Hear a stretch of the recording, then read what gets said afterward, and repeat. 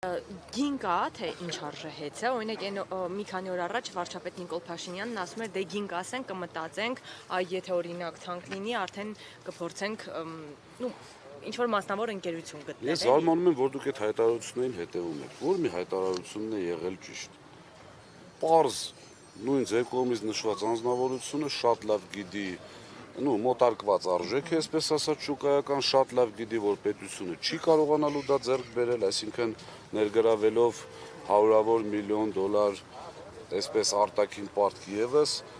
իմ կարծիքով իրենց պլանը, խաղաքարտերը խառնվեցին, որովհետև Սամվել Կարապետյանը չգնաց գործարքի, իրենց նպատակը առաջին հերթին, որպեսզի գնար գործարքի, չգնաց գործարքի, որից հետո արդեն գնացին այլ ճանապարհով, միշտ ասել եմ, ոչ մի իրեն հարգող անձնավորություն կամ բարի համբավ ունեցող, կապ չունի միջազգային թե ներքին կազմակերպություն հեծը չի գնելու։